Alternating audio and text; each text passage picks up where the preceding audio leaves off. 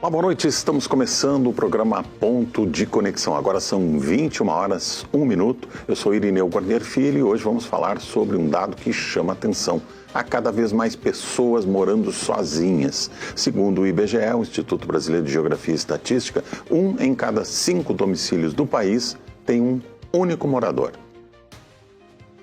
O Brasil está mudando, talvez mais rápido do que percebemos no dia a dia.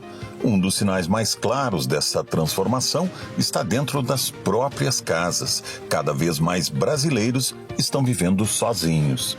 Dados recentes mostram que, em pouco mais de uma década, os domicílios habitados por uma única pessoa cresceram de forma significativa, refletindo não apenas o envelhecimento da população, mas também profundas mudanças de comportamento, relações familiares e escolhas individuais. Hoje, quase 1 em cada 5 lares brasileiros é ocupado por apenas um morador. Por trás desse número, há histórias diversas. Jovens que buscam independência, adultos em transição de vida e uma parcela crescente de idosos, muitos deles mulheres, que vivem sozinhos após uma vida em família. O que antes era exceção vai se tornando parte do novo retrato social do país. Mas o que explica essa mudança? Estamos diante de uma conquista de autonomia ou de um sinal de isolamento crescente? Quais são os impactos desta tendência para a economia, para o mercado imobiliário, para a saúde mental e para as políticas públicas?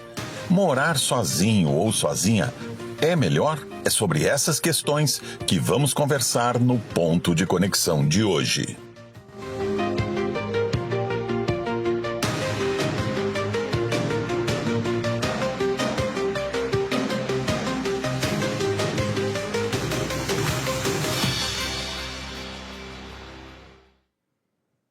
E para falar sobre esse assunto, nós recebemos aqui no estúdio do Ponto de Conexão esta noite, Walter Rodrigues, coordenador da Pesquisa Nacional por Amostra de Domicílios Contínua no Rio Grande do Sul. Walter, boa noite, seja muito bem-vindo mais uma vez aqui ao nosso programa. Boa noite, Irineu. Boa noite, demais integrantes do programa. É sempre um prazer comparecer, né? E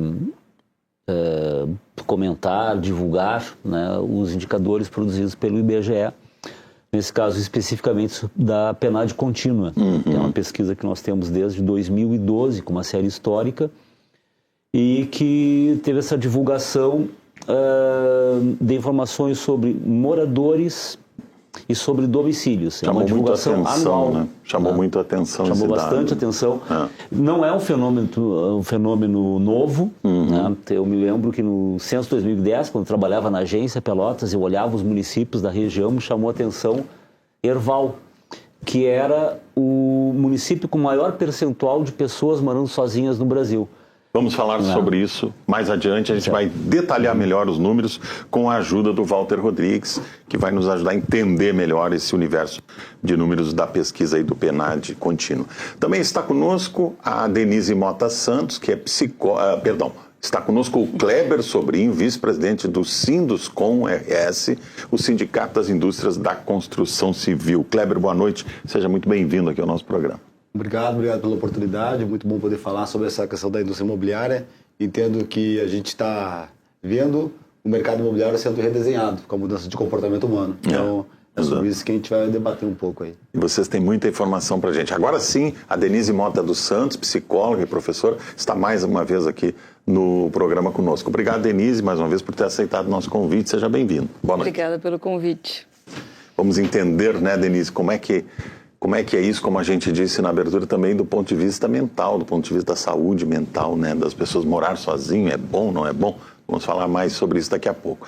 Completa a nossa mesa desta noite aqui o Rafael Nenê, que é vice-presidente do Secov RS, o Sindicato da Habitação, e HDM, Associação Gaúcha de Empresas do Mercado Imobiliário. Rafael, boa noite, seja muito bem-vindo ao nosso programa. Boa noite, Irineu. Boa noite aos colegas da mesa. Muito agradecido pelo convite. Estávamos comentando um pouquinho antes do início do programa que terça-feira, né, dentro dos últimos 6 dias, é a 4ª interação nos meios de comunicação que nós participamos, somando com a data de hoje. Sim. E com essa temática, né, das características, né, da mudança de perfil de consumo das pessoas, das famílias, e o impacto no que diz respeito à mobilidade urbana e o setor imobiliário. Então vai ser um prazer aí discutir com todos. E vocês têm muita informação, vai ser muito bom também. A gente ouviu pontos de vista diferentes aí sobre essa questão, que chamou a atenção mesmo, né? Chamou a atenção de todo mundo aí, embora a gente já percebesse isso entre os amigos, entre familiares, enfim, nos nossos círculos mais próximos de relações, já se vinha observando isso, mas a pesquisa do IBGE confirmou esses números. E como o Walter estava dizendo, não é recente, né, Walter? A pesquisa é feita desde 2012 e já vinha mostrando um crescimento consistente, né? Isso ano a ano. Tem um movimento interessante depois da enchente. Depois da enchente. Depois da enchente, a gente pode depois ver esse movimento. É uma característica do Rio Grande do Sul, né, mas também de Porto Alegre, né? Quando a gente olhava os dados do censo de 2010 e nós vimos os municípios com o maior percentual, começava lá com Erval, né? Depois tinham vários municípios de população muito pequena, muitos do Rio Grande do Sul. O Rio Grande do Sul agora tem o domínio em relação a municípios no ranking dos municípios com maior percentual. E nós vimos municípios de população pequena e de repente Porto Alegre, né? Como um estranho no ninho. Né, com um percentual bastante alto de pessoas morando sozinhas. Porto Alegre vinha despontando como nos últimos anos, e agora nesse último ano Florianópolis passou a ter o maior percentual. Porto Alegre deixou de liderar o ranking. Porto Alegre, toda essa série histórica da pesquisa, ele passa em números redondos, né, de 20% a 28% dos domicílios com pessoas morando sozinhas. Florianópolis passou de 15% a 30%. É um terço da um também bem interessante, certamente com a contribuição dos gaúchos, né? Pois é. Isso tem uma relação, Walter, ou não, com o envelhecimento da população, porque Porto Alegre é a capital brasileira com a população, digamos assim, com a idade mais avançada, estatisticamente. Isso está relacionado? Esse fenômeno tem uma relação? Aparece isso nos números de vocês? É uma das duas principais vertentes, né? Porque a gente olha ao mesmo tempo essa característica das pessoas morando sozinhas, característica de envelhecimento da população de Porto Alegre e do Rio Grande do Sul, que tem que estar presente em qualquer análise de economia e até mesmo de comportamento, claro, pensando no futuro. E nós vemos que existe dentro dessa população que mora sozinha alguns recortes, principalmente em relação às mulheres, né, com uma preponderância muito grande de pessoas de 60 anos ou mais. Uma outra vertente desse movimento está no mercado de trabalho. Né? Quando nós temos alguma região que tem uma demanda de mão de obra, né, o primeiro movimento, um dos primeiros movimentos é pessoas que vêm tentar a sorte nesse local com melhores condições e vêm sozinhas, não vêm com família. Né? Sim. O filho deixa a terra dos pais, a casa dos pais, algumas vezes em outros estados, em outros países, e vem para cá morar sozinho. Né? Então é uma unidade unipessoal. Né? Mas essa questão do envelhecimento, principalmente em relação às mulheres, é algo que salta aos olhos. Tem mais mulheres de mais idade morando sozinha. A gente tem aqui uns dados, a quantidade de lares, e nós vamos ver aqui alguns números. Já está na tela ali, vamos colocar. A quantidade de lares com uma pessoa passou de 7,41 milhões em 2012 para 15,63 milhões de domicílios no ano passado, segundo dados da Pesquisa Nacional por Amostra de Domicílios Contínua, domicílios e moradores, divulgada em abril desse ano. Vamos acompanhar, então nós vamos ver aí quais as capitais onde tem mais pessoas morando sozinhas em percentagem. Então, em percentagem é Florianópolis, como disse o Walter, era Porto Alegre. 2025, Florianópolis assume essa liderança, Porto Alegre fica em segundo lugar, Salvador, na Bahia, em terceiro, Vitória, no Espírito Santo, em quarto, Goiás, em quinto, e Rio de Janeiro e Rio de Janeiro, em último desses 5, 6 aqui que nós pegamos aqui, o Rio de Janeiro é o último. Florianópolis, 31%, Porto Alegre, 29%, Salvador, 27%, Vitória, 26%, Goiânia, 26% e Rio de Janeiro, 24%. Mas, em números absolutos, a cidade de São Paulo concentra o maior número de domicílios unipessoais, com 1,1 milhão de lares. Em seguida, aparece o Rio de Janeiro, com 644 mil domicílios, e Salvador, com 289 mil. A primeiro quadro que a gente mostrou ali se refere a esse número proporcional à população da cidade, né? Então, são duas situações diferentes. Como é que isso impacta, Kleber, o mercado da construção civil? Como você disse já na abertura, já deu o trailer ali do que nós íamos falar, a própria indústria da construção civil já está se reorganizando para atender esse público, né? A gente já viu isso já acontecendo nesse último ciclo de 5 anos, novos projetos para atender justamente esse comportamento de consumo, né, as pessoas morando sozinhas. A gente encomendou como Sinduscon uma pesquisa inédita através da AlphaPlan, que é a nossa parceira, para justamente fazer esse levantamento de dados. Ela já nos acompanha mensalmente dentro de uma comissão que nós temos da indústria imobiliária para acompanhar o mercado, ver os lançamentos, ver esse mercado primário, como ele vem se desenhando. Então a gente fez um levantamento mais amplo, aí, justamente macro, dessa questão do populacional, né? Uhum. Nós temos cerca de 22% das pessoas entre 50 e 60 anos já morando sozinho em Porto Alegre, e de 60 a mais são 20%. Então, 1/5 da população de Porto Alegre, 60 a mais, já mora sozinha. Então, realmente tem um redesenho aí urbano. E essas pessoas vão preferindo imóveis naturalmente menores, né?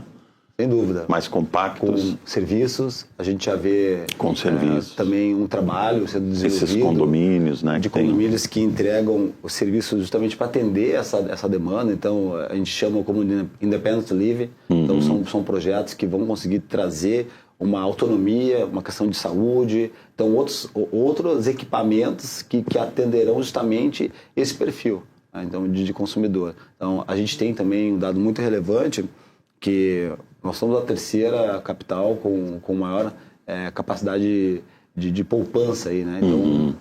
Então, é também um público que tem capacidade financeira, então que busca produtos com qualidade, que busca produtos realmente com serviço, com uma gama de serviços, e é isso que a gente vem avaliando. Então, essa pesquisa, ela apontou justamente isso, e a gente agora passa a redesenhar, né? O que vai ser produzido, quais os bairros também Para os mais jovens é um tipo de serviço, né? Para os acima de 60 a mais já é outro tipo de serviço, né? Já tem um cuidado maior com a saúde. O jovem já é aquela coisa de não cozinhar em casa, já quer ser atendido com a comida pronta, enfim, tem outras coisas. E muitos desses imóveis já funcionam quase como hotéis, né? Tem um atendimento muito grande. Mas vamos detalhar isso mais adiante. Denise, a gente perguntou ali na abertura do programa, é bom morar sozinho? Para a saúde mental, é bom em todos os casos, em alguns casos? Como é que é isso? A gente começa com uma boa psicóloga dizendo, depende. Depende. Acho que a gente tem Eu sabia que a resposta não ia ser sim ou não, nem deve. São muitos fatores, é mais complexo, né?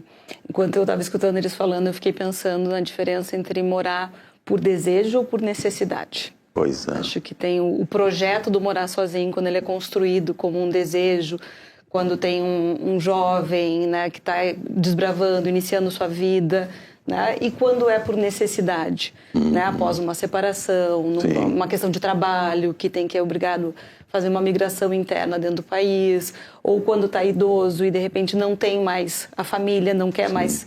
Não tem condições de ficar... Os filhos saíram de casa, casaram. A esposa, o esposo, o cônjuge faleceu, ficou sozinho. Ficou sozinho. E daí, de repente, não foi uma escolha. Não foi um desejo. Foi uma circunstância. Né? Então, acho que são vários fatores que a gente tem que levar em conta sobre essa questão de morar sozinho, né? E um ponto bem importante da gente pensar é na questão da solidão e da solitude. Né? Na possibilidade, são duas coisas bem diferentes, né? Então, tem todo um processo de aprender a ficar bem sozinho. Uma mulher, como a gente está falando de maioria mulheres idosas morando sozinhas, que estavam acostumadas com casa cheia. E de repente tem que aprender a se relacionar consigo mesmas, Sim. naquele espaço e tudo. E a questão de poder curtir esse momento consigo, viver uma solitude ou encarar como uma solidão, como um abandono, com todas as perdas que teve, né? Então, a mesma experiência ela pode ser vivida de jeitos muito diferentes. Né? Importante saber se é uma opção ou não, né? Muitas vezes não é, a gente não tem essa estatística, esse número, acho eu, não sei se depois a gente confere com o Walter, mas muitas vezes não é uma opção, né? A pessoa, por circunstâncias, acabou tendo de morar sozinha e se adaptou a isso. Mas a medicina e a psicologia, enfim, dizem que a interação, o convívio, eles são muito importantes. Não necessariamente dentro de casa, né? A pessoa pode ter o convívio com seus amigos, no clube, no parque, enfim, e morar sozinha. Não significa que a pessoa seja uma pessoa isolada do mundo. Exatamente, né? Exatamente. Se ela cultivar uma sociabilidade, uma interação social significativa, com relações afetivas na vida dela, em outros espaços, o espaço do recolhimento ele pode ser vivido de um outro jeito. Pode até ser muito... Né? Mas se ela é uma pessoa que só viveu essas relações no espaço privado dela, nas relações mais íntimas, a sensação de vazio é muito grande. Então, ela tem que reconstruir um novo projeto de vida, outras relações, outra forma de viver esses afetos, né? Sim. Muito bem. Rafael, nós voltamos ao tema aqui do mercado imobiliário, né? Há uma demanda crescente por esse tipo de imóvel. A indústria já direciona muito dos seus investimentos para esse lado, mas também há uma certa transitoriedade nisso, né? A pessoa vai morar sozinha, fica um tempo e depois casa, conhece alguém, enfim, resolve morar com alguém. E aí, como é? Tem uma circulação nesse mercado ou não? Tem. E hoje é solitário, amanhã está acompanhado.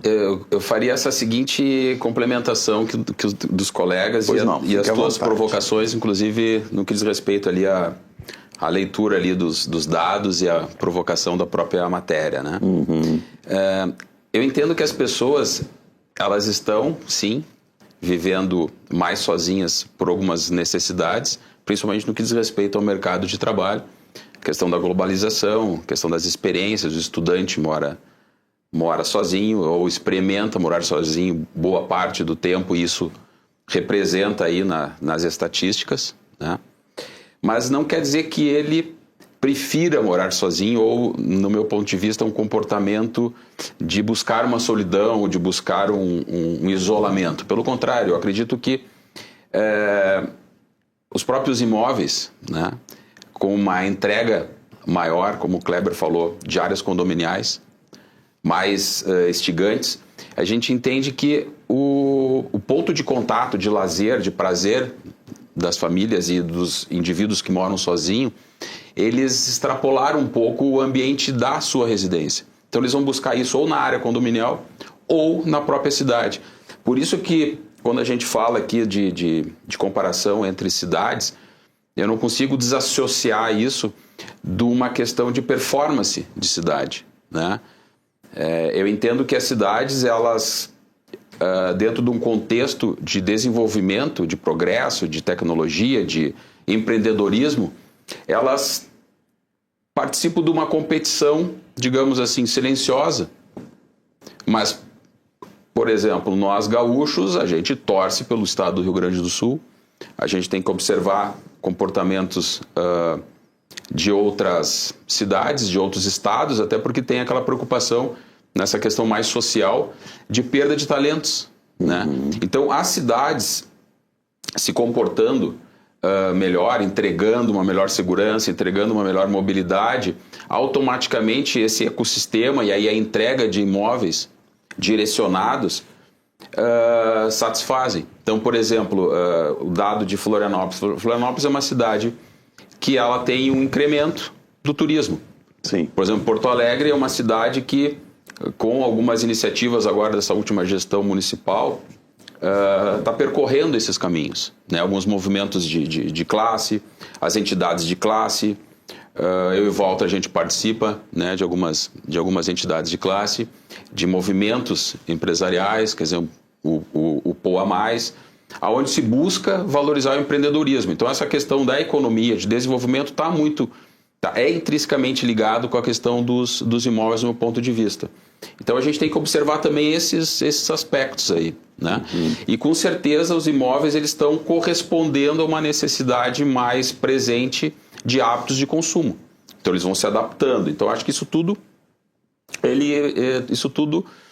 converge, né? Isso tudo movimenta junto. A área, e aí a por gente exemplo, pode... destinada à área de serviço diminuiu cada vez mais, quase desapareceu em alguns imóveis. Sim. A cozinha diminuiu também. Sim, né? aí tu compartilha uma Com a área de história das lavanderia, refeições prontas e tal. uma área de churrasco, uma área de lavanderia, um bicicletário, então tu não precisa mais guardar tua bicicleta. Sim. Então é uma forma, né? E isso muda também. E aí aí pelo Secov a gente observa bem, a gente edita o panorama do mercado imobiliário todos os anos. Os associados do Secov recebem esse material para poder fazer uso no seu dia a dia da atividade imobiliária. A gente observa que o comportamento mudou também no que diz respeito à relação contratual com os imóveis. Tá? Então, como tu bem falasse ali, a questão dos hotéis, né?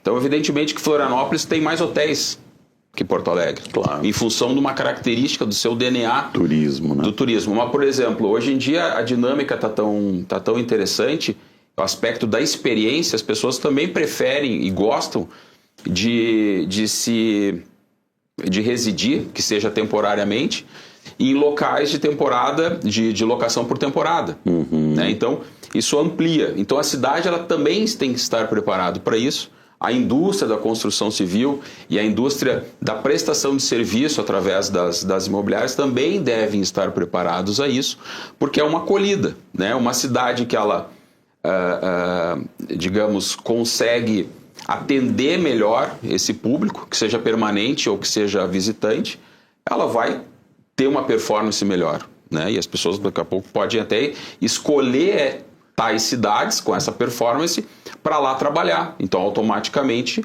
ela vai buscar uma locação, ela vai buscar isso tudo. Nós estamos direcionando para imóveis mais compactos, porque às vezes são experiências. Até daqui a pouco trazer a família depois de um tempo. Pois é. Pode ser uma experiência, né? Agora, quem começa com um imóvel assim, para uma pessoa, um imóvel pequeno, aí 30 metros quadrados, ele já começa comprando ou ele primeiro aluga, faz uma experiência e depois compra? Como é que funciona isso? O que a gente percebe na construção civil é que muitos desses compradores são majoritariamente investidores, né? Que buscam essa compra para justamente prevendo a rentabilidade no futuro depois de entregue. Tá? Sim. E como o mercado também mudou a questão dessa facilidade de locação, né, do que nós tínhamos no passado, a dependência de um fiador, de outras formas de segurança, hoje é muito mais dinâmico. Hoje tem o seguro fiança. Hoje tu vários mecanismos. Só tendo um bom ranking de CPF ali, tu já sai com o imóvel com a chave no mesmo dia, né? Sim, sim. Isso criou uma dinâmica também muito facilitada na locação, facilitou a questão de segurança. E o que eu percebo, assim, a gente como instituição, é de fato que as pessoas estão buscando uma qualidade de vida melhor, né? Então a praticidade e buscando essa autonomia de moradia. Então não basta ter os 30 metros ou a área privativa, mas é a questão walkability, né? Essa questão caminhável, a questão dos serviços que estarão integrados à região onde essa pessoa vai morar. Não necessariamente no condomínio, mas no entorno. Sim, o condomínio é importante por conta do conceito, dos entregáveis ali como empreendimento, isso vão agregar valor e gerar liquidez. E é por isso que a gente vê tanto anúncio assim, oferecendo área de lazer, churrasqueira, espaço gourmet, garden, né? Isso é importante do produto. Piscina, academia. Isso, sem dúvida, as pessoas buscam isso, né? Isso é algo que faz parte já do produto, da construção. Agora, o que a gente percebe é que a gente está vendo um redesenho habitacional. Então, as pessoas buscando essa autonomia na moradia. Então, ter o serviço próximo à sua casa, descendo e tendo ali algo para poder consumir, para conviver, para poder facilmente se deslocar sem necessariamente ter o carro. A cafeteria, o mercadinho da esquina. Sem dúvida, tanto que a gente vê hoje muitos empreendimentos que sequer tem vagas de garagem para todos. Pois é.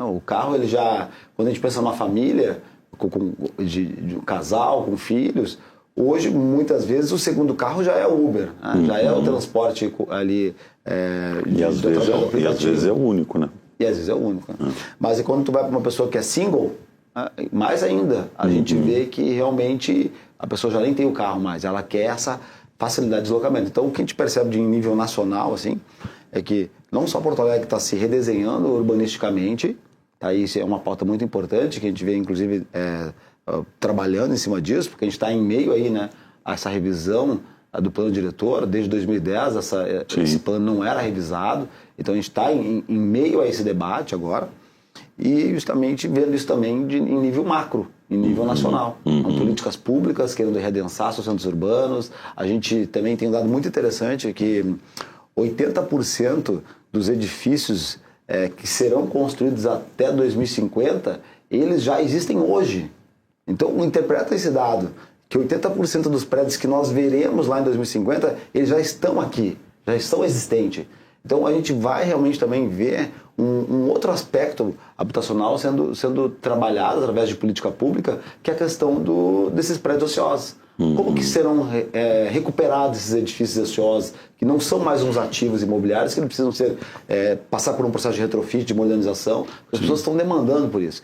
E também já se entendeu, como política pública, que é muito mais conveniente e barato, como governo municipal, tu readensar um centro urbano, onde um bairro que tem infraestrutura, do que tu construir cidade por os extremos de uma capital. Às vezes a quilômetros do centro. Tem que levar modais de transporte, hospitais... Tem que levar tudo, né? A rede hidráulica, de esgoto, de energia, de tudo. Seria mais ou menos isso que explica, digamos assim, a mudança de perfil do centro de Porto Alegre, por exemplo, que era uma área nos últimos anos essencialmente comercial, está deixando de ser comercial para voltar a ser residencial. Seria mais ou menos isso? Eu vejo como a questão do centro é um movimento cíclico que acontece não só aqui no centro de Porto Alegre, mas em qualquer lugar do mundo. De forma geral, as cidades iniciam pelos centros urbanos, elas deixam de ser o foco para que novos centros sejam criados pela cidade, né? Sim, isso aconteceu aqui com os shoppings. A gente viu Porto Alegre saindo, né, do centro e subindo a lomba ali, né? Indo para a cidade alta. Mas isso acaba virando ciclicamente, se voltando novamente para o centro, porque é lá onde está a principal infraestrutura, particularmente em relação a Porto Alegre. Nós somos o polo comercial do estado do Rio Grande do Sul, então isso também acaba atraindo muitas pessoas. E tem essa vantagem que você mencionou, quer dizer, já existe toda a infraestrutura, né? Quer dizer, é mais fácil adensar naquele ponto, né? Mais fácil. E aí, só para complementar, a gente vê, comentando a questão de política pública, hoje isso é tão forte que se criou um plano a nível nacional de reabilitação dos centros urbanos. Então, os centros urbanos do país estão sendo destacados do plano diretor dessas sociedades para que crie-se um plano específico para redensamento dos centros. Então, inclusive com incentivos do governo municipal, através de, como São Paulo, por exemplo, Curitiba, que são duas praças que têm a questão da subvenção. Então, a prefeitura, ela paga uma parte desse cheque para o empresário, fazer a aquisição daquele prédio e fazer o retrofit naquele edifício. E aí outras cidades que não têm a mesma capacidade financeira criam outras políticas, como redução de TBI, redução do IPTU, e até mesmo SSQN para empresas que se estabelecem nesses edifícios. Para quem não é do ramo, Kleber, o retrofit seria uma reforma que muda a configuração do prédio, é isso? Moderniza ele, enfim? Ele vai além de uma reforma, né? Ele traz para a questão atual aquela edificação. Então, ela redesenha aquele edifício, modernizando ele, trazendo tecnologia para o momento atual. Então, ele... Pode diminuir o tamanho dos apartamentos, pode... Isso, normalmente é o que acaba acontecendo. Divide, né? Divide mais, fraciona esse edifício, que por vezes são lajes abertas, era uma área comercial. Então, ela vai redesenhar e vai trazer para algo que possa atender a demanda atual da sociedade. É interessante observar como isso reflete no mercado imobiliário, e por isso a gente trouxe aqui dois representantes do setor, e também na indústria de um modo geral, né? A indústria de alimentos, o transporte público, enfim, todos os serviços que cercam a nossa vida acabam sendo, de uma forma ou de outra, impactados. Walter, a pesquisa consegue visualizar essas mudanças que ocorrem? A pessoa hoje está morando sozinha, amanhã ou depois ela casa, vai morar com alguém, resolve viver junto com alguém. A pesquisa avalia isso, porque deve haver uma modificação aí, né? uma um movimento constante de pessoas nessa condição, ou não? A gente percebe isso ao longo do tempo, mas não assim individualmente, ou tem os grupos que mudam de uma situação para outra. Em geral, o que a gente está vendo é a questão da aumentar a população morando sozinha.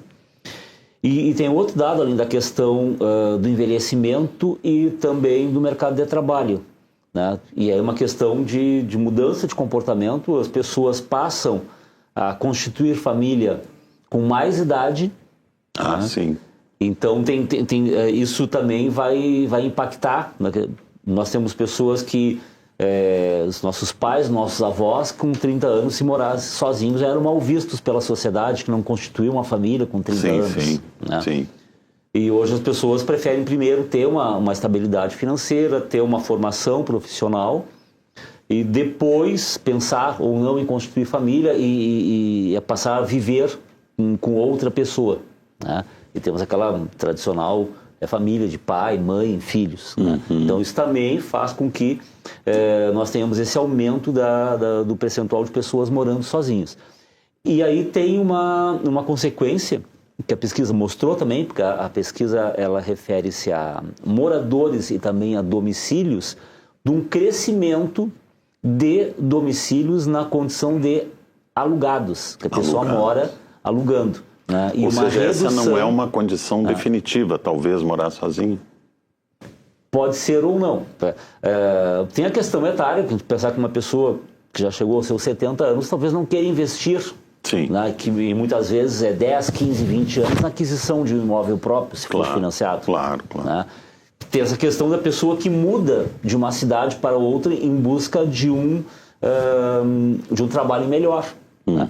E a gente está vendo um momento da economia em que, como tem muita demanda para o trabalhador muitas vezes ele pode olhar e ver, nessa cidade eu tenho esta condição de trabalho, mas tem uma demanda por um profissional como eu com uma outra condição em uma outra cidade. Sim, então não vale a pena se prender àquele imóvel, né? O sonho da casa própria que Claro. que a nossa geração, né, teve, né, de ter um imóvel próprio. Então, talvez as novas gerações não vejam isso com aquele grande objetivo que era. Isso. Né? A geração X, a geração Z tem outra visão completamente então diferente. isso vai fazendo com que a pessoa prefira, no primeiro momento, alugar. Né? Principalmente se é uma pessoa que está se mudando para começar uma nova carreira. Pois é. Né? Que até nem conhece qual é o melhor lugar da cidade para morar e se pensar futuramente em comprar um imóvel. Né? Então o aluguel, a pesquisa mostrou também, está tendo um crescimento em relação ao imóvel próprio. Agora, claro, a pesquisa se refere a morar, não morar na companhia de outro ser humano. Mas não sei se a pesquisa avaliou isso também. As pessoas têm cada vez mais pets em casa também, que é uma forma de driblar também a solidão, né? Isso a pesquisa avalia ou não? Na penalidade contínua, não. Não. Tem uma outra pesquisa do IBGE chamada Pesquisa Nacional de Saúde, que pergunta a questão dos pets. Dos pets. Né? Porque tem esta relação. Pessoas morando sozinhas, não tendo a companhia de outro ser humano, querendo uma companhia de um animal. Né? Então, inclusive a PNS vai ter uma nova edição agora este ano, né? Começando em julho. Né? E nas edições anteriores, eu não tenho os números aqui, mas foi levantada essa questão dos animais de estimação. Seria um dado interessante, né, para ter pode preencher um pouco do vazio, Denise, essa companhia de um gato, de um cão? É uma outra relação afetiva. Né? Tem afeto, né? Tem um pessoal da antropologia que está justamente olhando como que os pets estão sendo vistos na categoria pessoa. Isso, e as pessoas não projetam... É uma outra relação, ele tem lugar, tem alimentação especial, tem plano de saúde, É tratado tem como guarda um filho, às compartilhada vezes. quando separa. Exatamente. Né? Então, assim, né, vocês falando agora dos apartamentos pequenos, eu fiquei pensando, onde é que vai parar os pets? Pois é. Onde que vão os gatos e os cachorros? Não estão... Né? Com 20 metros Precisamos quadrados. de apartamentos que caibam essas novas famílias, que incluem os animais também, Os né? animais, Então, porque realmente a gente vê muitos casais que tem pets, gatos, cachorros, depois separam os filhotes, né? Cada um vão... Eu digo assim, as pessoas têm filhos ou filhotes. Né? Exatamente. Hoje em dia. Mas eu acho que é uma outra forma de viver uma relação afetiva e de ter uma companhia no percurso da vida. Né? Quem já teve animais, eu tenho. Não sei se os outros da mesa têm, mas é uma relação... Tu tem também. Tenho, então, quem tem sabe a relação única que tem de troca e de afeto. E tem pesquisas falando do benefício para a saúde mental também. Para a saúde mental, tem a pet terapia. Então, já tem pessoal mostrando que, de fato, traz benefício essa relação. Que a gente... Claro, não substitui a presença humana, mas compensa esse vazio, em parte o vazio, né? E obriga também a pessoa a sair de casa, a caminhar, a levar o pet para passear, quer dizer, a se movimentar mais, né? Se exercitar e às vezes até ir ali no parque, conhecer outras pessoas que também levam seus pets, né? Os cachorros. No caso dos cachorros. No caso dos gatos, aí a sociabilidade é menor. O teu pet é gato? É o meu gato. Aí sai menos, né? Passeia menos, né? Mas sim, pode ser uma possibilidade de aumentar a sociabilidade também. Eu acho que o IBGE vai ter que incluir na pesquisa mesmo, hein, Walter? A presença dos pets aí, porque é muito forte, a gente vê o crescimento dessa indústria e todo o movimento em torno disso aí. E a gente vê como as pessoas projetam muito nos animais sentimentos humanos, né? Quer dizer, atribuem aos animais sentimentos humanos, né? E que faz parte da evolução do ser humano, essa relação com os animais, né? Ele foi domesticando os animais, foi trazendo para perto. E da própria evolução dos animais, que também ficaram mais parecidos conosco, né? Sim. Agora, em apartamento de 20, 30 metros quadrados, não tem lugar para pet, né, Rafael? Pois é, eu tava pensando aqui Aí fica que difícil, talvez no que diz respeito ao IBGE, também fazer uma análise se o tamanho dos animais não estariam diminuindo, né? Pelas características de raça, né? Mas se observa que sim, né? Eu acho que quem tem o hábito do animalzinho de estimação, acho que independe do tamanho do apartamento, acho que está mais relacionado com a dinâmica e a interação deste dono de pet com o seu dia a dia, né? Naquele ecossistema onde ele mora, ou até mesmo na relação que ele tem com o trabalho, porque também seria uma responsabilidade. Daqui muitas a pouco vezes... esses novos lançamentos imobiliários, desculpe te interromper, Rafael, vão precisar ter creches para Possui. Já existe isso? A gente observa, porque todo empreendimento que tem alguma característica de amplitude, digamos assim, no que diz respeito à área condominial, ela consegue contemplar isso, né? Então, existem espaços que o próprio dono pode fazer só a higiene no animalzinho, né? O banho, a tosa, existem condomínios que oferecem isso. E também, inclusive a gente tem um clima, vamos chamar que nós temos um clima um pouco mais hostil, principalmente no inverno, em Porto Alegre e Rio Grande do Sul. Existem alguns condomínios, eu já observei isso, mas em condomínios de mais alto padrão, onde existem espaços para o animalzinho fazer, de repente, a sua necessidade de forma mais rápida, sem que o dono precise se ausentar na área externa do condomínio. Né? Não digo a rua, a calçada, porque às vezes chegar tarde em casa, por caminhar à noite, pode ser perigoso. Justamente, então por conforto. Então, claro que é também uma crescente, né? Tempo atrás, acho que saiu aí uma pesquisa aí no mercado de serviços, né? A pesquisa dentro da questão econômica, onde dois segmentos seguem crescendo, né? Que é a questão das pet shops e a questão dos cosméticos e nessa área da saúde para as mulheres, né? Então, são segmentos que crescem muito, né? Então, isso é um hábito novo, né? Quer dizer, um hábito novo, é um hábito crescente das pessoas conviverem mais com seus animais, e isso tem que se adequar à política dos condomínios, né? Tem condomínios que não recebem bem, então, inclusive, isso... Ainda existe isso. Ainda existe isso aí por normas, regimento interno, convenção de condomínio. Então, sempre é importante, antes de uma aquisição de um imóvel, analisar a sua funcionalidade, aquele ecossistema todo, né? No que diz respeito a uma locação e no que diz respeito à compra de um imóvel, né? Sim. E aí, voltando ali um gancho para a primeira rodada ali de conversa, daria para contribuir também, assim, essa questão um pouco da necessidade, né, de morar num ambiente menor. Porque se a gente for pensar Porto Alegre, a gente está falando, né, é um consenso aqui na mesa, praticamente 1/3 dos lares, né, as pessoas moram sozinhas.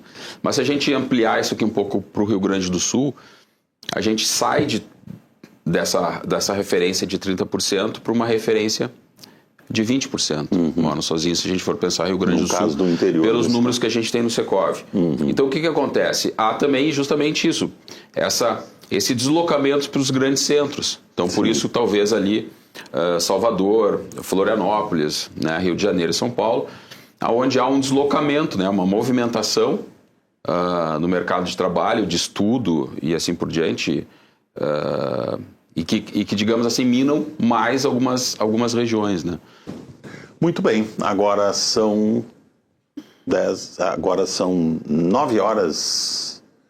Bom, 9 horas e 41 minutos, agora o reloginho apareceu aqui. 9 horas e 41 minutos, nós vamos fazer um breve intervalo e em seguida voltamos, 3 minutinhos, já estamos de volta para falar um pouco mais sobre essa nova tendência que foi detectada por essa pesquisa do IBGE.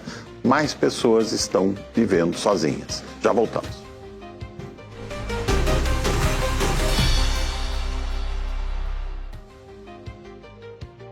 Estamos de volta com o ponto de conexão ao vivo aqui na Rede RS. Agora são 21 horas e 45 minutos e hoje estamos falando sobre o número crescente de pessoas que moram sozinhas. A maior parte dos homens nessa situação tem entre 30 e 59 anos, portanto estão aí em plena atividade ainda profissional. Já entre as mulheres, o maior grupo está na faixa dos 60 anos ou mais, segundo dados da pesquisa divulgada pelo IBGE.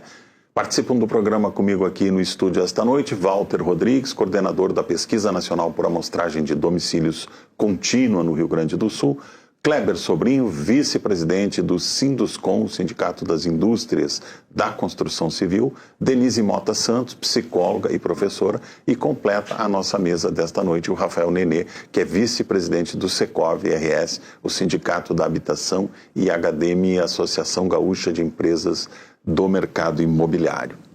Muito bem, a nossa produtora aqui do Ponto de Conexão, a Ana Luísa Soares, foi às ruas para saber as vantagens e desvantagens de morar sozinho. Então vamos ver o que a Ana ouviu aí das pessoas nas ruas, depois a gente comenta em cima desses depoimentos. Vamos lá.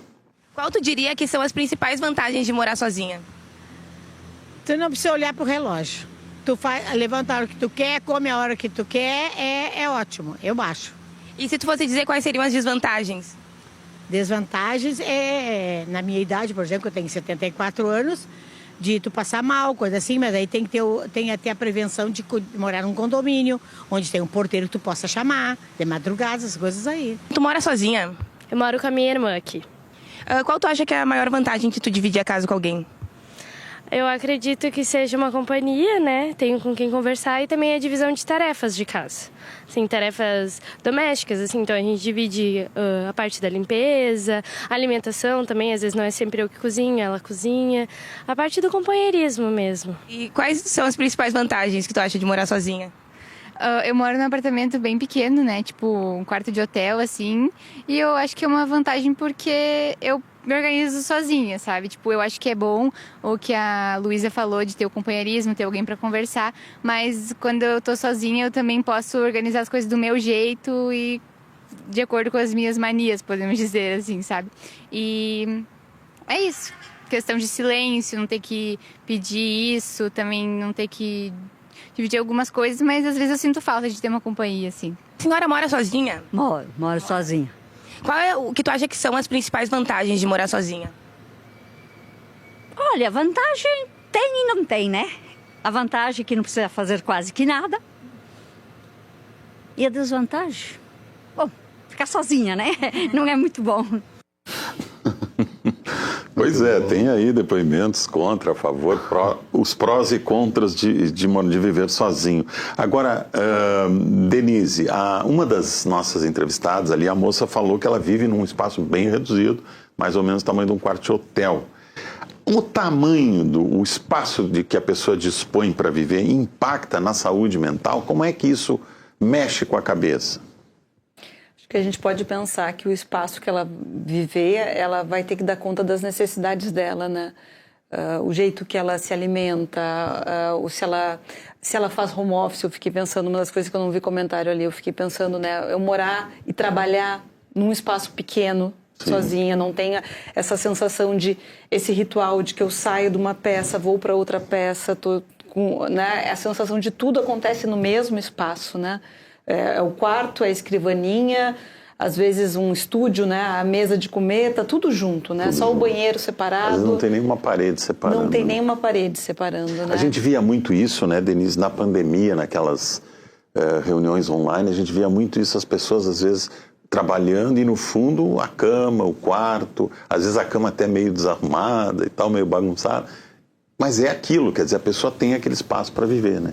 Aquele espaço para tu chegar e relaxar e de repente é o mesmo espaço que tu trabalha, por exemplo, né? Ou tu quer fazer uma refeição e de repente a tua geladeira é pequena, tu tem 2 bocas de fogão, ou de repente às vezes só um micro-ondas, ou um forno elétrico, por exemplo, esses espaços muito reduzidos. O próprio fogão às vezes é elétrico, pequenininho. E por um lado, uma coisa é uma moradia assim que tu vai ficar por um tempo. Sim, né? Outra coisa é tu vai te estabelecer ali. Viver como que isso vai impactar a tua saúde? Os hábitos alimentares a longo prazo. Se tu ficar te alimentando sempre de congelados, de coisas prontas, por exemplo, né? Se tu não tem um espaço adequado para armazenar os alimentos, se tu não tem um espaço para receber uma visita, de repente tu só tem a cama e 2... Como é que fica a relação da pessoa com o espaço, né?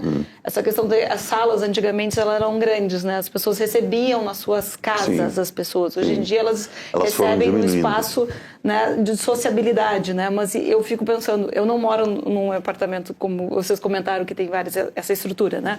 Eu moro num edifício mais antigo. Então eu fico pensando assim, esse espaço de sociabilidade, se todo mundo quiser usar o espaço, tu entende? Se todo mundo... Não, tu tem que agendar, nem sempre né? está disponível. E não é aquela mesma relação que a gente tinha antigamente com as casas, que tinham uma sala ampla para tu receber as pessoas, né? Então isso também impacta na sociabilidade, nas relações afetivas, na intimidade. Porque uma coisa é receber a pessoa na sua casa e outra é marcar um encontro, por exemplo, no café da esquina. Sim. São situações diferentes. Sim, eu acho que a questão da intimidade, privacidade, o espaço privativo ele está reduzindo, né? E daí tem uma parte boa da gente poder viver mais a sociabilidade no espaço público, por exemplo, que nem... Eu me esqueci, ele estava comentando das pessoas estarem buscando mais apartamentos em áreas que tem a região, né, que tem o mercado, tem a farmácia, que elas possam se deslocar a pé, por exemplo. Isso é uma coisa que eu vejo como algo saudável, tu viver o bairro, tu te estabelecer relações afetivas com a comunidade, caminhar, onde tu está trabalhando. Falar com o verdureiro da esquina. Isso dá uma sensação de pertencimento, de territorialização afetiva no espaço, né, público.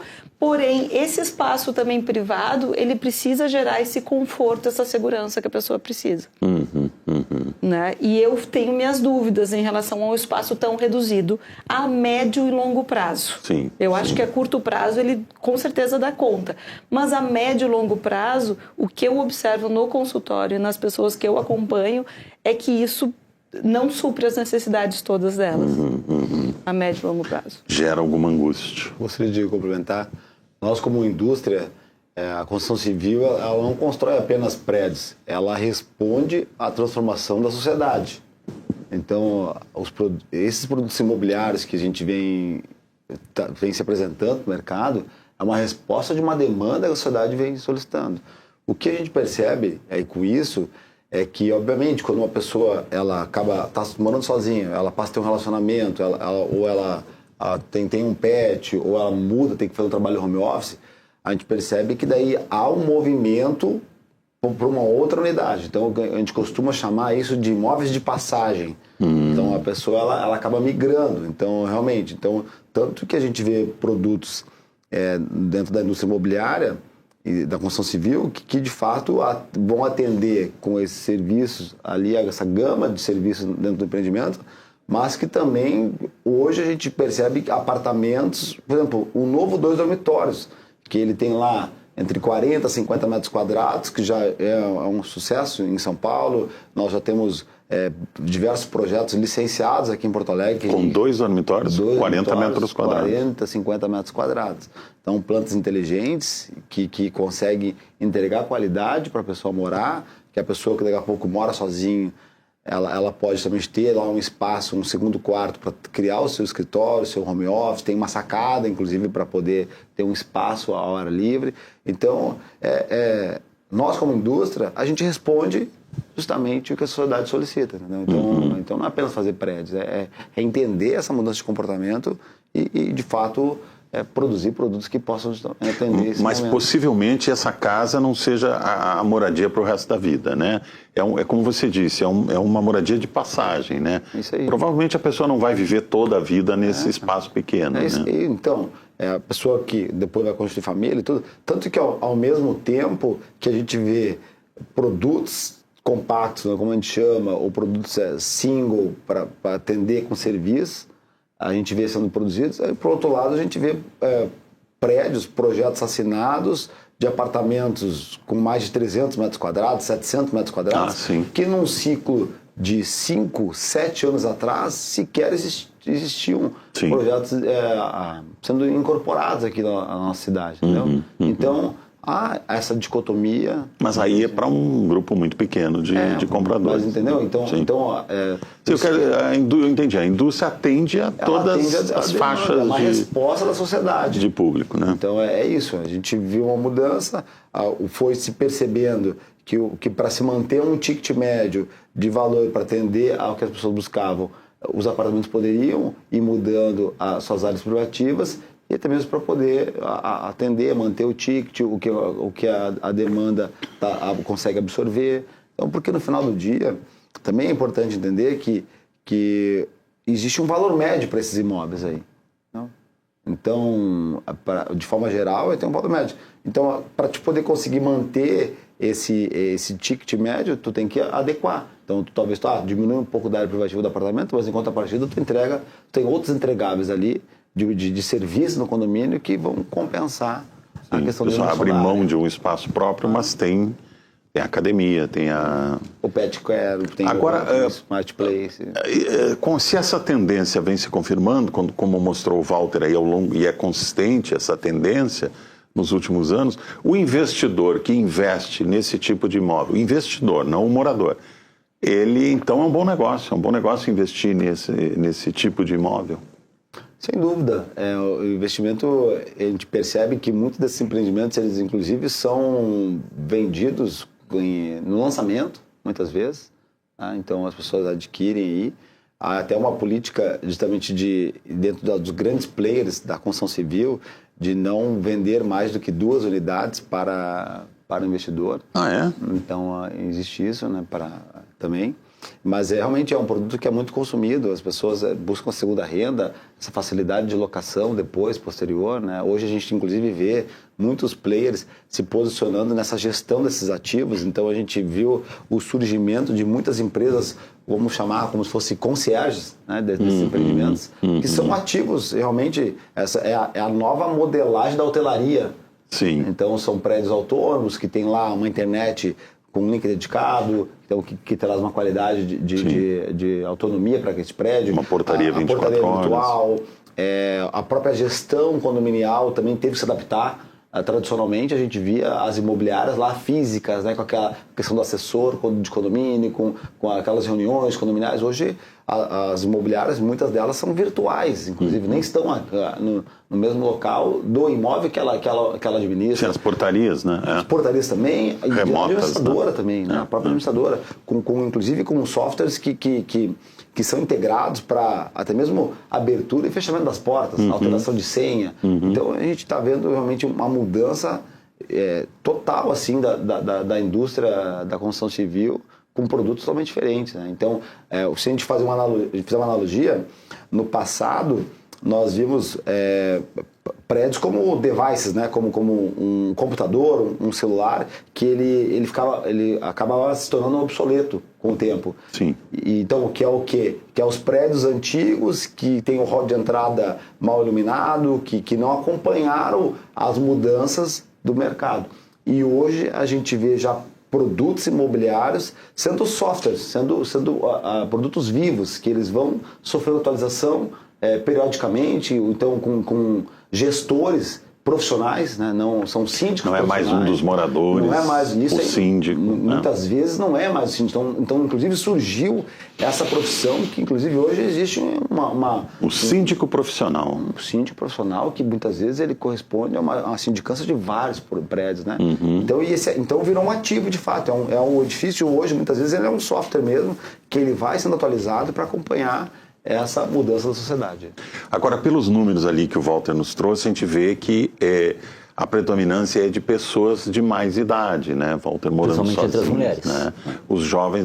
Isso seria, Denise, porque os jovens estão demorando mais para sair de casa também, aquele sonho que todo jovem tinha de, com 18 anos, morar sozinho, hoje já não é tão fácil de realizar? Isso tem a ver também com a questão econômica ou até pelo conforto de morar com os pais, enfim?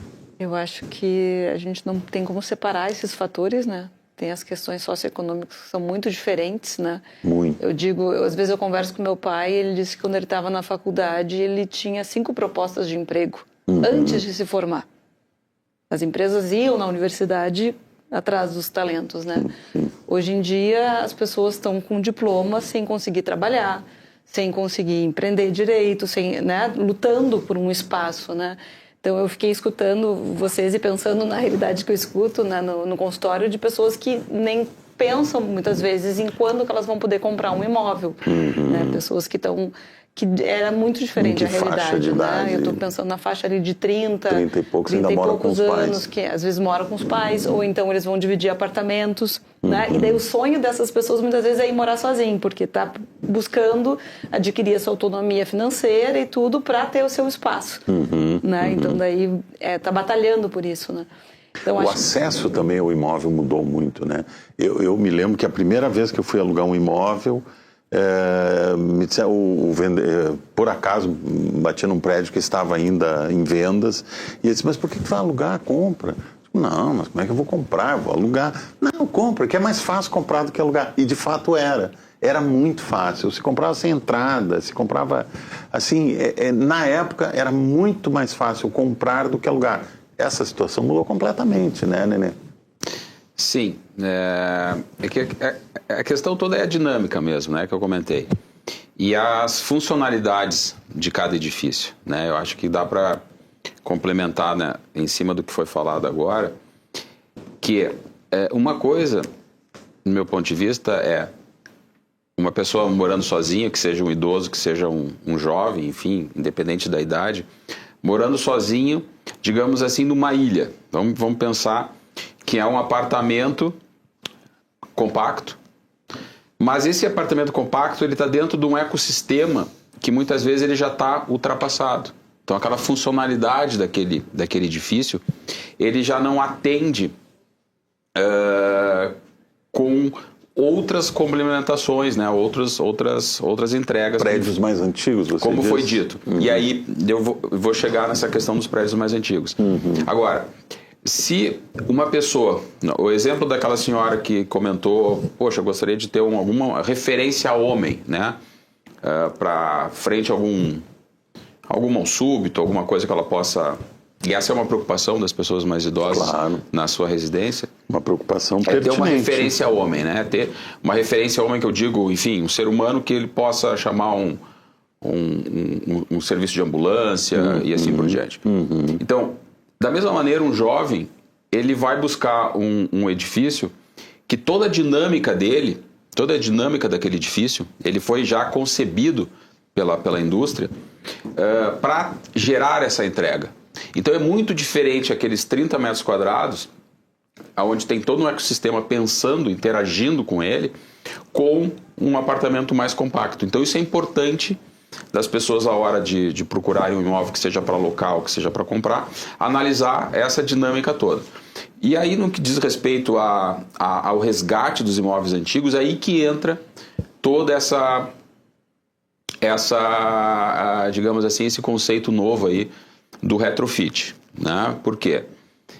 Tem algumas regiões, vamos vamos trazer aqui o assunto do Centro Histórico de Porto Alegre, onde na sua essência nós tínhamos um mix mais ou menos adequado entre residencial e comercial. Sim. E depois de um tempo... Por muito tempo foi assim, né? Porque aquilo era a cidade, né? Eu até gosto de me referir não como um centro histórico, eu gosto de me referir à região como a cidade antiga, Porto Alegre antiga. Por quê? Porque aquilo ali era o que existia.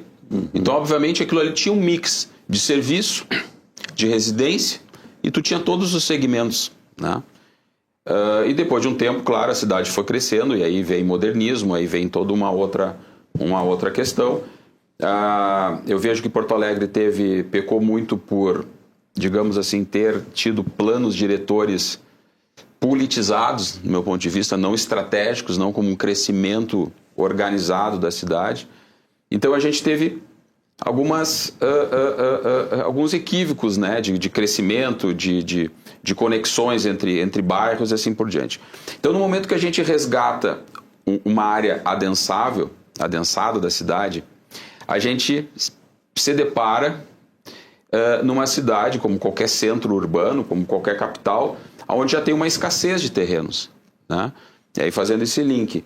Então, como o Kleber falou, né, 80% dos futuros empreendimentos, digamos assim, ou lançamentos, ou a notícia no mercado imobiliário, partirão de locais que já existem, né? Então é a questão da adequação desses imóveis. É aí que vem a brincadeira bacana, que é muitos desses imóveis que hoje têm uma concepção comercial, eles vão ser transformados para o residencial. Sim. Isso já está acontecendo. Já está acontecendo. No centro histórico. Isso é um bom exemplo no centro histórico.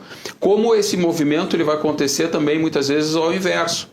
Tem algumas regiões da cidade que já não fazem mais sentido aquela edificação, aquele espaço, aquele ativo imobiliário ocupar como uma atividade comercial.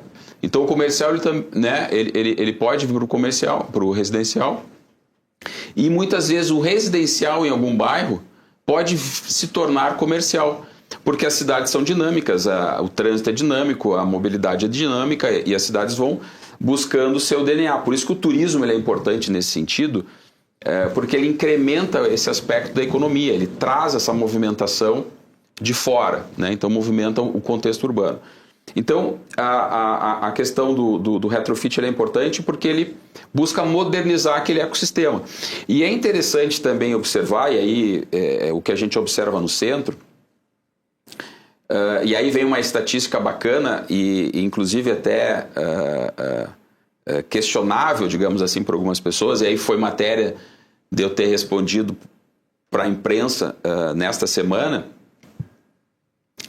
que foi surpreendente quando um veículo de comunicação verificou que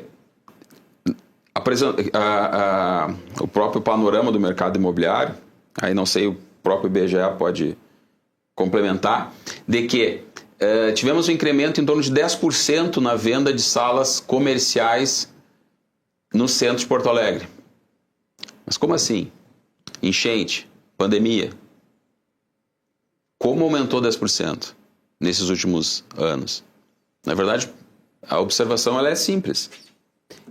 Ativos inteiros, edifícios inteiros, estão sendo adquiridos por um investidor, então a gente tem outros players no mercado, que vão transformar esse comercial inteiro, então, por isso que dá estatística, então 10% de salas... Fraciona. Não, então, de uma vez só, 30 salas comerciais foram vendidas. 40 salas comerciais. Foram construídas, mas não necessariamente vendidas. Não, o edifício inteiro foi vendido. Ah, sim. O edifício inteiro foi vendido. Porque há muita sala comercial para alugar. E esse ativo, essas 40 salas comerciais, elas vão se transformar talvez em 40 ou 80 apartamentos. Então isso corresponde. Então é uma mudança do comportamento, né? E aí essa questão da funcionalidade que eu me refiro, de ter mais entregas, né? Então é muito diferente adentrar num edifício onde tu possa consumir ele como um todo, onde ele está modernizado, e aí que é interessante muitas vezes o edifício ser concebido com uma finalidade mais direcionada, porque tu consegue fazer com que inclusive aquela gestão condominial, o trabalho do síndico profissional ou da imobiliária é facilitada, porque existe uma identidade de uso. Tem um perfil mais ou menos. E isso é uma questão cultural que o mercado ele vai passar. Uma ocasião, na nossa empresa, nós atendemos um cliente, e ele, muito chateado, nos relatou que ele tinha feito um tempo atrás, não foi através de nós, mas tinha comprado um tempo atrás um apartamento. Então nem comprou uma sala comercial, ele comprou um apartamento num edifício estritamente residencial. E ele então identificou pela localização, poxa, pão quente, eu vou alugar isso bem, posso performar isso ou por temporada ou por uma locação tradicional, perfeito. Prédio reformado. Mas e por que da chateação dele? Pelo regramento do condomínio. Não permitia. O condomínio ele permitia a locação por temporada, inclusive. Só que numa determinação entre condôminos, provavelmente posterior a um regimento interno original, porque hoje em dia as convenções de condomínio, os regimentos internos, eles estão mais modernizados. Mas se a gente colocar aí 40, 50 anos atrás, eles eram muito básicos. Tá? Mas provavelmente uma atualização em assembleia de condomínio, então determinou que as áreas comuns do edifício, inclusive o rooftop, um prédio antigo no centro, mas foi reformado. Então essas áreas de acesso comuns estariam, digamos assim, proibidos aos locatários por temporada. Então o investimento que ele fez, ele não foi completo. Claro. Mas por uma falta de entendimento, de esclarecimento e assim por diante. Não estou dizendo que o condomínio está certo ou errado, mas é uma questão de conversa. Então muitas vezes o investimento ele tem que ser feito não pensando exatamente numa ilha, né? Aquela reforma, porque muitas vezes acontece isso também. Alguns investidores que buscam alcançar uma renda complementar com a locação, eles percebem uma oportunidade boa no mercado, eles compram um apartamento, reformam esse apartamento, mas aquilo ali é uma pérola no meio de um contexto. Claro. E aquele edifício, aquele ecossistema não acompanha aquela transformação. Sim. Muito menos o perfil do usuário. Né? Então, essas questões todas são bem importantes avaliar a questão da dinâmica de interação, né? Entre os objetivos pelaquela compra, que seja por locação, seja para residência final, ou que seja para investimento. Muito bem, 22 horas e 11 minutos, 10 e 11. Eu lembro que você pode nos assistir na TV aberta, no canal 55.1 e no canal 511 da Claro TV. Também é possível acompanhar o Ponto de Conexão ao vivo no YouTube, @canal Rede RS. Vamos fazer um breve intervalo e já voltamos falando ainda sobre a tendência, o crescimento do número de pessoas que estão vivendo sozinhas. Já voltamos.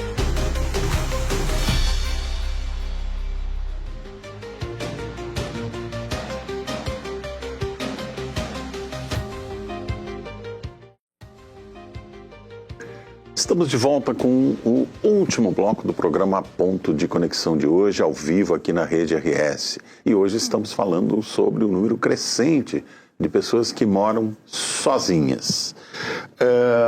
Walter, a pesquisa do IBGE, ela capta esse dado que o Kleber trouxe aqui, que muitas vezes o apartamento esse pequeno, para uma pessoa morar, é um apartamento de passagem. A pesquisa capta isso, que as pessoas estão alugando, mostra se as pessoas estão alugando ou estão comprando?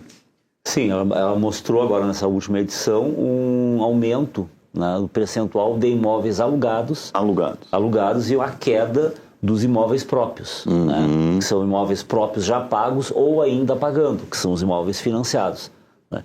Então, é uma mudança que pode ter relação com morar sozinho, pode ter uma relação com uma pessoa de mais idade que não querer investir em um financiamento que muitas vezes é longo. Prazo, né? Então pode ter essa relação com a faixa etária. E tem também a questão da economia. A pessoa que está se mudando para um município diferente, vai morar sozinho, né, e está buscando uma nova oportunidade de trabalho, ela pode não ter a certeza de que vai dar certo aquilo. Então, se mudar e já comprar um imóvel pode não ser uma boa ideia. Né? O colega falou de imóveis de passagem, né? Ele pode estar pensando em um imóvel para ver como é que está a situação e depois... Tá? Então, uma coisa que chamou a atenção foi o aumento, o percentual de imóveis alugados, crescendo, e dos imóveis próprios caindo. Muito bem. A gente falou aqui no outro bloco que era muito fácil antigamente comprar um imóvel, que hoje está mais difícil. E o Kleber me disse aqui no intervalo que não, que existem facilidades para a compra de imóveis. Kleber, para quem quer morar sozinho e não quer alugar, quer comprar um imóvel, quais são os planos que existem, quais são as opções que existem? A Caixa Econômica Federal representa praticamente 80% da habitação no Brasil. Então, e ela tem justamente planos subsidiados para atender essa questão da moradia. Nós temos também, por exemplo, aqui no nosso estado, a questão do porta de entrada, que é justamente um cheque que o governo do estado ele disponibiliza para a compra de um imóvel. Além disso, no passado, a gente tinha um percentual de financiamento menor. Hoje a gente tem empreendimentos que são lançados com até 90% financiado pela Caixa. Então, claro que depende do teu poder de compra, do teu comprometimento de renda. Então, aí você vai utilizar o seu fundo de garantia. Então, existem maneiras e planos de governo que viabilizam isso, tá? A gente tem também alguns exemplos... Mesmo sem uma entrada, então, às vezes pesada? Então, para alguns imóveis dentro da faixa, como a gente chama, né, faixa 1, faixa 2, Minha Casa Minha Vida, até mesmo faixa 3, existem muitas incorporadoras que elas, entendendo essa dificuldade por vezes dessa entrada, elas flexibilizam de forma parcelada o valor da entrada, junto no plano de pagamento da compra do imóvel. Então, ela não precisa necessariamente você ter à disposição do recurso ali imediato, tá? E alguns empreendimentos, quando eles estão bem avaliados junto à unidade no banco, ela, inclusive, consegue financiar até 100%. Então, são poucos os casos, mas a gente já, hoje, semana mesmo, nós lançaremos um produto, aí um prédio já está pronto para entrar e morar, com 100 unidades habitacionais aí no Centro Histórico de Porto Alegre, que a pessoa conseguirá financiar até 100% do imóvel. Então, existe essa possibilidade. O que a gente percebe é que realmente a gente teve um achatamento do poder de compra, a taxa de juros é maior, então isso acaba dificultando também um aumento do endividamento no Brasil, então isso acaba diminuindo o poder de compra do consumidor. Agora, existem planos aí justamente que favorece a questão da habitação, entendeu? Quem está pensando em morar sozinho e não quer alugar, quer comprar, tem que procurar, pesquisar e ir atrás. Agora, Denise, para quem já decidiu comprar um imóvel desses de que fala o Kleber e está pensando em morar sozinho por muito tempo, ou seja, não é um imóvel de passagem, ele quer estabelecer sua vida assim, o que a pessoa pode fazer, que hábitos ela pode adotar para que não venha a ter problemas psicológicos com isolamento, solidão? Que hábitos a pessoa que mora sozinha pode adotar para ter uma vida mais saudável do ponto de vista psicológico? Eu acho que é lembrar que morar sozinho não significa que ela vai ser sozinha ou ter solidão, né? Ela está isolada. Ela pode ter um projeto de vida, que ela pode ter relacionamentos, amigos, namoros, enfim, relações, né, afetivas e tudo, e não tem interesse em partilhar a moradia. E pode ficar bem. Porque acho que o exercício é poder aprender a viver sozinho sem entrar num isolamento social, né? Sim. É poder cultivar as relações afetivas, hábitos, convivência, né? Então, ao mesmo tempo, eu digo assim, a gente não falou, eu tinha lembrado antes de falar sobre a questão do online e do offline, né? Muitas vezes a pessoa ficar sozinha em casa e ficar online. Eu acho que tem uma diferença muito grande ela ficar online zapeando coisas, ou ela ficar online conversando, se conectando com outras pessoas. Claro. Tem uma diferença muito grande. Uma coisa é ficar rolando o feed, outra é falando com Outra alguém. é falando, ligando para uma amiga, para um amigo, se comunicando. Então ela está morando sozinha, mas ela está em relação. Ela não está sozinha, solitária, Sim, né? sim. E ela pode curtir um momento dela de solitude. Né? Eu conheço muitas pessoas que têm relacionamentos e tudo e que optaram por morar sozinhas, porque se sentem mais confortáveis, se sentem bem. Agora, o que eu observo é uma diferença entre quem acabou morando sozinho não por desejo, Sim. não por interesse, mas por circunstâncias, né? Fiquei com a fala daquela senhora, né? A última senhora que comentou ali. Sim. Ah, é bom morar sozinho. Daí disse, desvantagem. É ruim morar sozinho, né? Ou seja, a sensação que eu tive é que talvez não foi um desejo dela, foi Sim. uma circunstância que Foi fez uma ela morar sozinha. circunstância. Levanta essa hipótese. Né? Então, isso faz diferença e eu acho que a questão de estabelecer relações também com a comunidade que tu mora, com a vizinhança. Porque esse medo que alguém falou de, se eu passo mal, não é só um medo da terceira idade. Eu acompanho esse medo em pessoas que moram sozinhas. Jovens, Desde um jovem mais de jovens. 20 anos ou uma senhora Mas tem de medo do 65. quê? De acontecer o quê? De acontecer alguma coisa, porque tu pode passar mal, tu pode não ter pessoas que vêm de outro estado ou Sim, que vêm do interior, sim. que não tem rede de apoio. Sim. Né? E que antigamente se cultivava relações com a vizinhança, tu conhecia o teu vizinho de porta, do outro lado, e de alguma maneira tu tinha uma rede de apoio no condomínio e que às vezes não existe mais. Então, cultivar relações com a vizinhança, com a comunidade que tu pertence, é essencial. Né? E há casais até que optam por viver cada um no seu apartamento no mesmo condomínio, às vezes, né? Sim, às vezes no mesmo condomínio. Já acompanhei casais que se separaram e mantiveram com filhos e preferem morar no mesmo edifício para facilitar, que também é uma opção, digamos, né, com uma boa relação. Né? Pessoas também que preferem cada um ter a sua casa, seja no mesmo bairro, ou não. Sim. Mas, tendo o seu espaço privativo, saudável. Exatamente, preservando esse espaço. A gente falou um pouco aqui no plano diretor e como ele também reflete essas mudanças, a dinâmica social.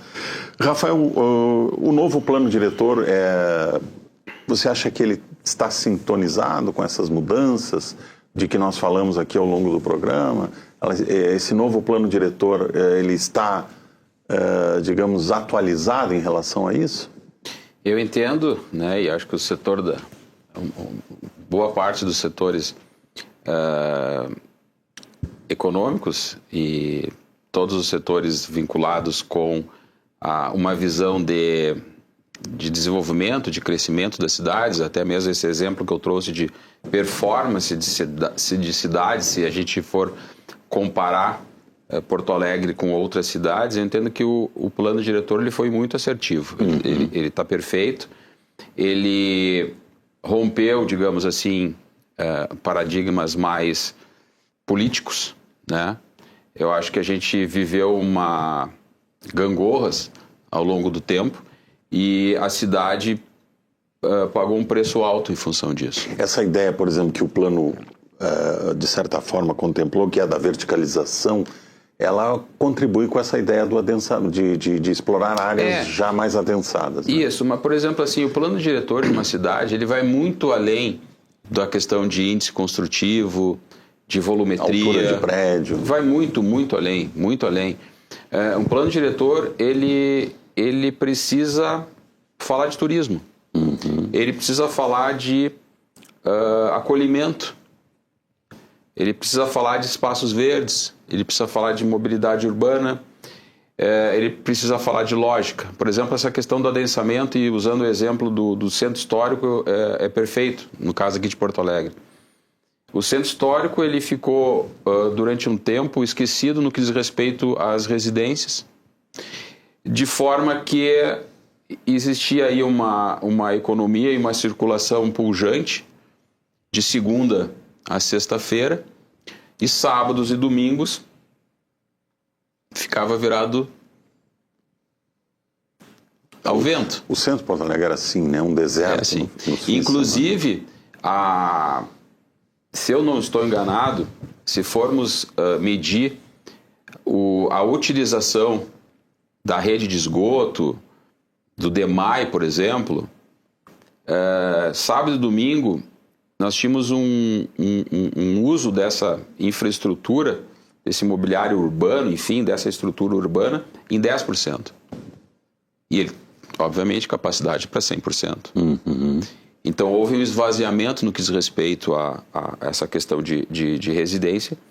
E qualquer gestor público ou qualquer plano diretor, ele precisa equilibrar regiões. Então, o adensamento ele tem muita lógica no que diz respeito ao tempo de deslocamento das pessoas para o trabalho. Faz total sentido até futuramente em redução de impostos, porque tu não precisa criar novas vias, novas soluções de esgoto, de instalações elétricas, redes, porque tu já tem isso em alguns locais. Mas evidentemente que tu tem que favorecer a possibilidade de transformações, de modernização de ativos já existentes. E aí vem essa questão do retrofit em algumas regiões, né? Mas isso é liberdade, né? Da mesma maneira que eu comentei que em alguns bairros estritamente residenciais, por uma questão do imóvel perecer, em alguns casos, imóveis nessas regiões estritamente residenciais pode receber um novo ativo comercial e muitas vezes ele pode partir sim de uma estrutura que era residencial, sim, mas por uma lógica de transformação da cidade. Então, eu entendo que o plano diretor está muito adequado, ele conversa com todos os setores, ele conversa com desenvolvimento, ele conversa com atratividade, né? E aí, trazendo também um dado que diz respeito a essa questão de locação, o imóvel de passagem, a aquisição do imóvel próprio, a gente observa que das pessoas que moram sozinhas, dentro dessa estatística, dentro dessa pesquisa, das pessoas que moram sozinhas, 40% são imóveis locados. Né? Isso a gente viu aí. Dentro da grandeza de estúdios e um dormitório. Né? Então, não quer dizer que a pessoa prefere alugar ou prefere comprar. É muito mais vinculado com a necessidade do momento. Então, porque às vezes ele idealizaria comprar aquele imóvel, mas aquele imóvel não está à venda, ele está disponível no mercado, na prateleira da locação. E faz total sentido ele morar ali, do lado do trabalho dele, então ele vai alugar. Muito bem, agora são 22 horas e 29 minutos, estamos chegando aqui ao final do programa, o Ponto de Conexão de hoje vai ficando por aqui. Você pode nos assistir na TV aberta, no canal 55.1 e no canal 511 da Claro TV. Também é possível acompanhar o Ponto de Conexão ao vivo no YouTube, @canal Rede RS. O programa de hoje você pode rever amanhã às 2 horas da tarde. Uma ótima noite a todos, até amanhã, ao vivo, às 9 horas da noite aqui. Até lá então.